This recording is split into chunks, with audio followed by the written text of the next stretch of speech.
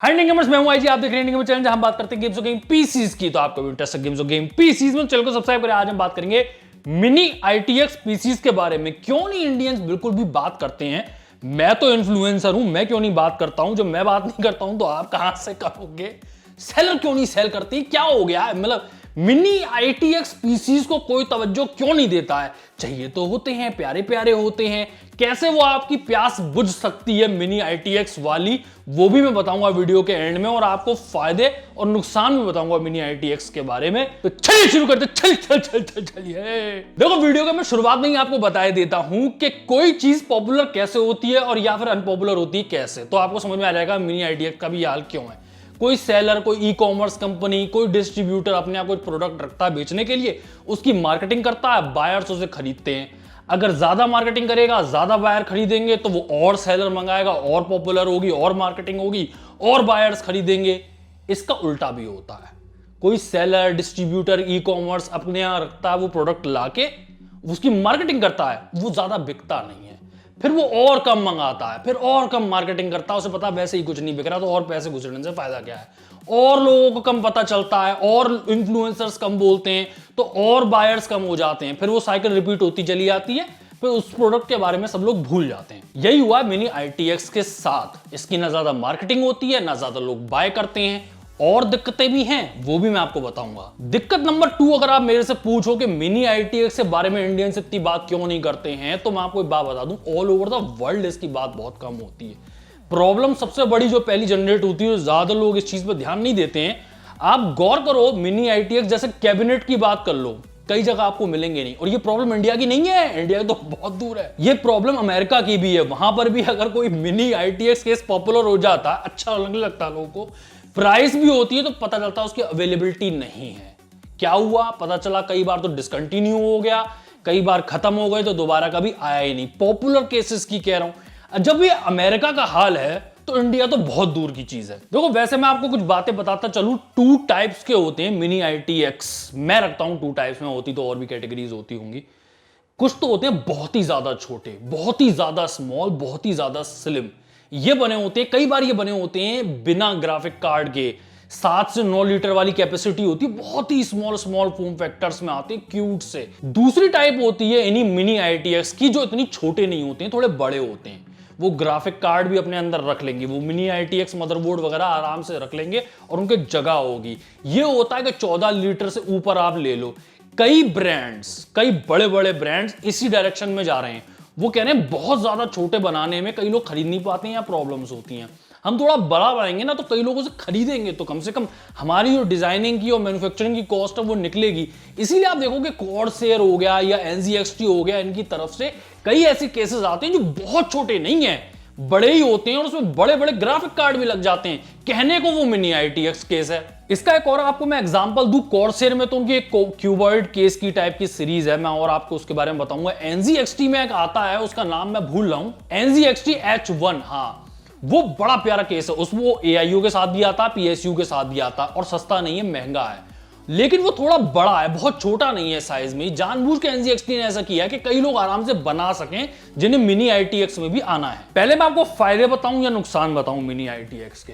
पहले मैं आपको फायदे बताता हूं, क्योंकि फायदे इतने से और नुकसान इतने सारे हैं। लिस्ट तो बहुत बड़ी है, नुकसान होगी तो। फायदे सुन लो आपके। एक तो ये छोटा होता है, जगह कम घेरता है। ये जैसे ये दानव रखा हुआ है यहाँ पे, ये पूरा नहीं दिखाई दे रहा आपको। कॉर्सेयर का बहुत बड़ा केस है, ये टेबल पे बहुत जगह लेता है। मिनी आईटीएक्स अगर मैं कैबिनेट रखूंगा, बहुत ही छोटे रखूंगा, तो बहुत जगह मिलेगी मुझे। और आप जानते हो थोड़ी सी मुझे फैटिश भी है कि मैं टेबल पे ज्यादा से ज्यादा जगह चाहता हूं। ये मुझे अच्छा लगता है, तो कई लोगों को भी ये भी अच्छा लगता है कि हमारी टेबल पे जगह है, इतने बड़े बड़े कैबिनेट्स नहीं रखने पड़ रहे हैं। दूसरा फायदा होता है कि आप वो कैबिनेट पूरा बिल्ड जो है पीसी का मिनी आईटीएक्स, एक बैग में रख के कहीं भी ले आ सकते हो। लैंड पार्टी कर रहे हो या आप कहीं फील्ड में आके काम करते हो और आपको अपना वो पीसी ही ले जाना है, तो ये पॉसिबल है। एक ही बंदा भी अगर हो तो वो एक बैग में रख के टांग के जा सकता है, जो कि नॉर्मल में इतना पॉसिबल नहीं है। बस सच्चाई पूछो ना, तो मिड टावर भी चला जाता है। 2 लोग चाहिए होंगे, मोटरसाइकिल पे एक पकड़ के बैठ जाएगा, एक मोटरसाइकिल चला लेगा, चला तो वो भी गया। और तीसरा रीजन होता है जो कि मेरे को भी बहुत पसंद है, कि बहुत ही यूनिक लगते हैं। इतने छोटे छोटे प्यारे प्यारे कैबिनेट्स होते हैं कि कई लोगों की आंखें रुक जाती कि इतने छोटे केस में इतने सारा हार्डवेयर घुस कैसे गया। मदरबोर्ड, सीपीयू, इतना बड़ा ग्राफिक कार्ड, पीएसयू सब घुस कैसे गया? तो कई लोग पूछते हैं कि भाई कैसे हुआ? तो जो यूनिकनेस मिलती है मिनी ITX के साथ वो और बड़े कैबिनेट्स में नहीं मिलती है। अब नुकसान शुरू करते हैं। नुकसानों की लिस्ट तो मैं कहां से शुरू करूं? पहले रैम की बात कर लेता हूं। देखो, कई मिनी ITX आपको मदरबोर्ड मिलेंगे अपना मिनी ITX पीसी बिल्ड आपको अगर करना हो, जिनमें 2 ही रैम स्लॉट होंगे मोस्टली। कई हैं जिसमें शायद 4 निकल आए, लेकिन मोस्टली 2 ही रैम स्लॉट्स होंगे। तो कईयों के लिए तो प्रॉब्लम नहीं है, जो गेमिंग पीसी बना रहे हैं उनकी 16 GB रैम हो गई, 8 और 8 तो हो गया। लेकिन मैं हमेशा कहता हूं कि अगर आप वीडियो एडिटर हो और फ्यूचर में आपने कुछ नहीं जाना है, अगर मान लो आप अच्छे वीडियो एडिटर बनते हो, तो आपके पास ऑप्शन होना चाहिए। भाई पीसी बिल्ड किया है, क्यों अपने आप को मैं लिमिट करूं? मैं अपने पास ऑप्शन रखूंगा 4 रैम स्लॉट्स के। पैसे भी कोई कम तो खर्च कर नहीं रहा हूं, इसलिए अभी 16 लगाऊंगा। हो सकता है कल मुझे 32 करनी हो। ऑप्शन होने चाहिए मेरे पास। मिनी ITX में आपको ये ऑप्शन नहीं मिलेगा कई मदरबोर्ड्स में। एक ही PCI Express स्लॉट मिलेगा आपको, यानी कि ग्राफिक कार्ड तो आपका लग जाएगा, और फिर अगर आपको कुछ लगाना है, साउंड कार्ड, वाईफाई कार्ड, या फिर वो कौन सा होता है वीडियो कैप्चर कार्ड, या कुछ भी और लगाना है, ऑप्शन नहीं है अब आपके पास। अरे और मुसीबत में जाने से पहले मैं मुद्दे की बात तो कर ही लूं। पैसे ही कम हो जाते, पैसे घंटा भी कम नहीं होंगे, बढ़ेंगे और अच्छे खासे बढ़ेंगे, और हर चीज पे बढ़ेंगे। मदरबोर्ड अगर आपको लगता हो सेम सीरीज का मदरबोर्ड होगा, वो महंगा होगा अपने माइक्रो ATX और ATX काउंटर पार्ट से। कोई भी और आप चीज ले लो, सब महंगी होगी। कैबिनेट ले लो आप, मिनी ITX के प्राइस देख लो, जो कम ब्रांड किसी ना ब्रांड के भी हैं, जैसे कहीं मैं आपको भी और आगे भी बताऊंगा, वो भी महंगे महंगे हैं, तो प्राइस भी कम नहीं हुई। कोई फायदा तो है ही नहीं। और पैसे बचाने की आप बातें कर रहे हो, तो और मुझे याद आया कि आपको कई मिनी ITX केसेस में आपको राइजर केबल भी खरीदनी पड़ेगी अपने ग्राफिक कार्ड के लिए। उसके भी पैसे जोड़ो, आप देख लो अच्छी राइजर केबल ग्राफिक कार्ड के लिए कितने की आती है। और दूसरा, मिनी ITX मदरबोर्ड इतने छोटे छोटे आते हैं कि इसमें कई तरह के हेडर्स या तो होते ही नहीं है, या फिर उनकी प्लेसमेंट होती है बड़ी गंदी होती है। कई आते हैं मिनी ITX मदरबोर्ड जिसमें एक ही USB आपका हेडर होगा, मोस्टली 2 चाहिए होते हैं। अब आपके पास एक ही है तो फिर ऑप्शन ही एक ही रह जाएगा, या तो AIO लगा लो उस USB हेडर पे, जो इंटरनल USB हेडर होता है, या फिर आप अपने जो आगे के फ्रंट पैनल के होते हैं या तो वो लगा लो। आपके पास एक ही चीज लगाने का ऑप्शन है। दूसरा, उसमें आप ये देखो कि फैन हेडर कितने हैं, कई बार फैन हेडर भी नहीं आते। मदरबोर्ड में जगह ही नहीं है कोई हेडर पैडर देने की। दूसरा, प्लेसमेंट की मैं बात कर रहा हूं। USB जो प्लेसमेंट है कई बार इतनी गंदी जगहों पे होता है कि आपको तार जो है वो पूरे पूरे मदरबोर्ड के ऊपर से जा रहे होते हैं, वो अलग प्रॉब्लम। और भाई साहब, आपको बहुत ढंग से साइज देखना होगा अपने सारे कंपोनेंट्स का। ग्राफिक कार्ड आपका कितना लंबा है। कभी ये हम जो अपने नॉर्मल ये केसेस होते हैं उनके लिए, कभी मिड टावर्स के लिए सोचते हैं ग्राफिक कार्ड कितना लंबा होगा, सारे ही लग जाएंगे। कभी बात नहीं करते हम लोग कि ये किस में आएगा। मिनी ITX में आपको ध्यान देना होगा, कूलर्स का ध्यान देना होगा आपको। कई बार मेरे साथ हुआ है कि स्मॉल फॉर्म फैक्टर एक लगाया मैंने कूलर, वो उसमें आ ही नहीं रहा था स्मॉल फॉर्म फैक्टर में। हर चीज ध्यान देखो, PSU ध्यान रखो आप, और अगर आपका थोड़ा सा भी ध्यान चूका तो फिर हो सकता है आपका बिल्ड ही ना बने, आपको एक पार्ट जो है वापस लौट डालना पड़े। ओवरऑल मैं साफ कहना चाहता हूं, किसी भी तरीके से कॉस्ट इफेक्टिव नहीं होता है। जो बेनिफिट मैंने बताए थे वो हैं, लेकिन उसके लिए आपको बहुत मगजमारी करनी पड़ेगी और बहुत कॉम्प्रोमाइजेस करने पड़ेंगे। यहां मैं हमेशा कहता रहता हूं कि पीसी बिल्डिंग वो चीज होती है जहां आपके पास ऑप्शंस होने चाहिए, और मिनी ITX आप बिल्ड बनाते हो तो आपके बहुत ऑप्शंस लिमिटेड हो जाएंगे। ये कुछ रीजंस हैं मिला जुला के कि मिनी ITX की तरफ कोई ध्यान देता ही नहीं है। आप ये समझो, अगर सेलर से कहो भी कि भाई लाओ यार खरीदेंगे लोग, तुम लाते ही नहीं हो, वो साफ आपको बताएंगे नहीं बिकते हैं या बहुत मुश्किल हो जाता है, हम कब तक अपना संभाल के रखेंगे। फिर ब्रांड्स भी जो है चतुर हो गए हैं, उन्होंने ये समझ लिया है कि ये इतना ज्यादा छोटे में रखना वो थोड़ा प्रॉब्लम वाली चीज है, तो थोड़ा बड़ा रखो जिससे कि कई लोग उसमें आ सकें। और कई ब्रांड्स इतने चालाक हो गए हैं जिन्होंने ये कहा मिनी ITX नहीं है, लेकिन हाँ हम स्मॉल फॉर्म फैक्टर बनने की कोशिश करेंगे। मैं आपको उसका एक एग्जांपल देता हूं। यहां चैनल पे मैंने 2 जो कैबिनेट्स हैं उनका रिव्यू किया था। एक तो था जेब्रॉनिक्स का वीनस, ठीक है, बड़ा प्यारा है। ये दोनों जो मैं आपको बता रहा हूं, ये वीडियो आप देखना जरूर केसेस के। एक तो था वीनस और दूसरा था जॉन्सबो का केस। वो जॉन्सबो का केस तो सही में मेरा दिमाग, भाई साहब, ATX मदरबोर्ड पूरा उसके अंदर लग जाएगा।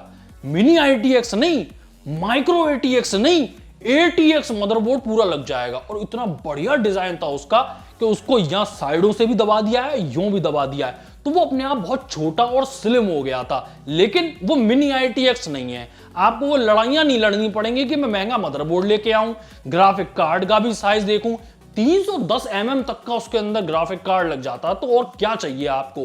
कोई भी आप कूलर लगा लो, वो बेहतरीन केस है, स्मॉल फॉर्म फैक्टर है, लेकिन मिनी ITX नहीं है। ऐसे ही वो जेब्रॉनिक्स वाला है, वो वीनस केस जो है वो आप देखो जाके। खैर मैं ये सही बताऊं, वो मिड टावर से थोड़ा ही छोटा रह जाता है, कोई ऐसा खास छोटा नहीं होता है। लेकिन हाँ, वो मिनी ITX वाली अगर आपको फील चाहिए ना कि मेरे को क्यूबॉइड केस मिल जाए, जैसे कॉर्सेयर में भी कई क्यूबॉइड केसेस आते हैं, वो स्मॉल फॉर्म फैक्टर, तो वो आप ले सकते हो।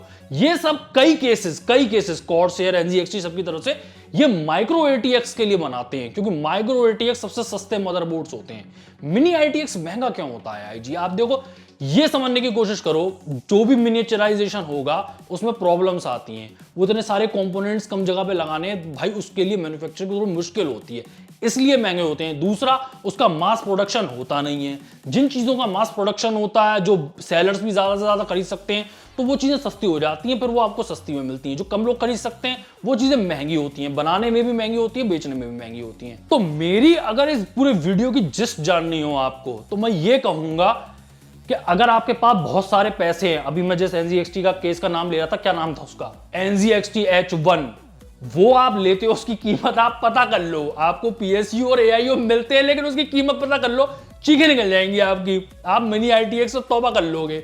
तो मैं ये कहता हूं कि अगर मिनी ITX आपको चाहिए तो लो, शौक करो आप, बिल्कुल। मेरा खुद का शौक है, मुझे मौका मिलेगा मैं जरूर बनाऊंगा मिनी ITX, क्योंकि मैं दोनों चीजें बनाना चाहता हूं। वो जो मिनी ITX मैं आपको बता रहा हूं, जिसमें ग्राफिक कार्ड आराम से लग जाते हैं, बहुत छोटे नहीं होते हैं, उस पर तो मेरी नजर है ही। साथ में एक बहुत छोटा APU वाला बनाना चाहता हूं, मतलब इतना सा हो, बिल्कुल छोटा सा प्यारा सा, वो भी बनाऊंगा। वो आप कर सकते हो, पैसे देने होंगे। वरना मेरी साफ सलाह सबके लिए एक है, मिड टावर पे रहो आप, माइक्रो ATX जैसे मदरबोर्ड्स को टारगेट करो आप, कभी कोई प्रॉब्लम नहीं होगी। जितने हार्ड डिस्क लगानी है वो लगा लो, SSD लगा लो, आपके ग्राफिक कार्ड बड़े बड़े आ जाएंगे, मदरबोर्ड की आपको टेंशन नहीं लेनी पड़ रही। और भाई साहब, बनाने में भी इंजॉयमेंट आता है। जो ये हमारे माइक्रो ATX वाले मिड टावर जो कैबिनेट्स होते हैं, आप इनमें जो है ना स्ट्रगल होती है, और वो स्ट्रगल अच्छी लगती है। अगर बन जाए स्मॉल फॉर्म फैक्टर का आपका मिनी ITX PC बन जाए तो मजा आता है। जैसे ही प्रॉब्लम होनी शुरू होती है तब कहोगे आप मैंने क्या तोता पाल लिया है। तो आपका क्या कहना है, क्या आपको चाहिए मिनी ITX PC? क्योंकि साफ सीधी सी बात है, यहां पर बहुत बजट कॉन्शियस लोग आते हैं, साफ कहते हैं कि भाई ये क्यों ले लिया, 2060 से तुम 2060 सुपर पे जा सकते थे, तुमने ये क्यों ले लिया। तो अगर आप उनमें से हो तो मिनी ITX से बिल्कुल तौबा कर लो। खैर, आपका क्या कहना है कि आपको अच्छा लगता है मिनी ITX? क्या आप लेना चाहते हैं? क्या आपके पास पैसे हैं? थोड़े मुझे भी दें, और पैसे नहीं दे सकते हैं तो कम से कम लाइक तो कर ही दो यार। वीडियो अच्छा लगा तो लाइक करें, चैनल पर सब्सक्राइब करें। मैं हूं आईजी, आप देख रहे हैं चैनल में, वीडियो में। तब तक गुड बाय, टाटा।